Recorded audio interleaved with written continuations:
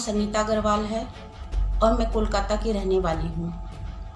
सबसे पहले मैं परम पूज्य संत श्री आसाराम जी बापू को कोटि कोटि वंदन करती हूँ और नमन करती हूँ।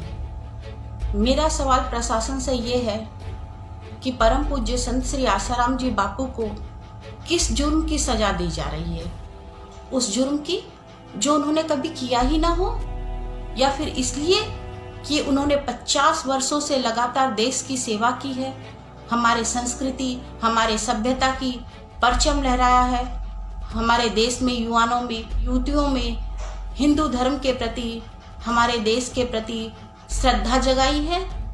उन्होंने एक नहीं लाखों लाखों लोगों का जीवन परिवर्तन किया है, कितनों की शराब छुड़ाई है, कितने टूटे हुए घरों को जोड़ा है, कितनों के पाप ताप दूर किए हैं। उन्होंने तो नारी तू नारायणी का नारा लगाया है।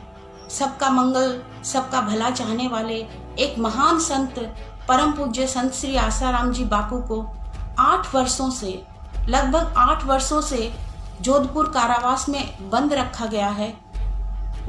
महापुरुष ने हमेशा हमारे देश की ही भलाई सोची है। उन्होंने तो सारा जीवन अपने लिए नहीं बल्कि अपने देशवासियों के लिए समर्पित कर दिया। ऐसे महापुरुष को आप जेल में रखना कहाँ तक उचित है? जरा सोचिए। बड़े बड़े मूर्धन्य लोग, बड़े बड़े बुद्धिजीवी लोगों को ये समझ में नहीं आता है कि बापूजी निर्दोष हैं। कई बार हम अखबारों में ये पढ़ते हैं कि फला व्यक्ति को 20 साल की सजा हुई, फला व्यक्ति को 20 साल की सजा हुई और बाद में वो निर्दोष साबित हुआ। कहीं बापूजी के साथ भी ऐसा तो नहीं हो रहा? बाद में क्या आप उनके जेल में बिताए हुए जीवन को वापस लौटा सकते हैं? नहीं ना। जरा सोचिए, एक ऐसे महान संत जो घर घर में मातृ पितृ पूजन दिवस की प्रेम की गंगा बहाते हैं, कितनों के शराब छुड़ाते हैं, कितनों के सिगरेट छुड़ाते हैं, कितनों का जीवन उन्नत करते हैं, बच्चों में संस्कार भरते हैं। अरे मैं भी 2 बेटियों की माँ हूँ, इतना तो हमें भी समझ में आता है कि सच क्या है और गलत क्या है।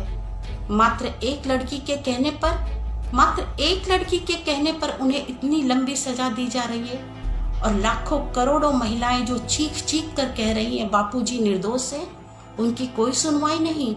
मैं पुनः बुद्धिजीवियों से, मूर्धन्य लोगों से प्रश्न करती हूँ, क्या बापूजी को अभी भी जेल में रखना उचित है? उनकी उम्र का तो लिहाज करें। 85 वर्ष के वयोवृद्ध संत को इस तरह से अपराधियों की तरह जेल में रखना बहुत बड़ा अपराध तो नहीं? मैं हाथ जोड़कर विनती करती हूँ प्रशासन से कि जल्द से जल्द ससम्मान उन्हें रिहा किया जाए। यही मेरी प्रशासन से मांग है।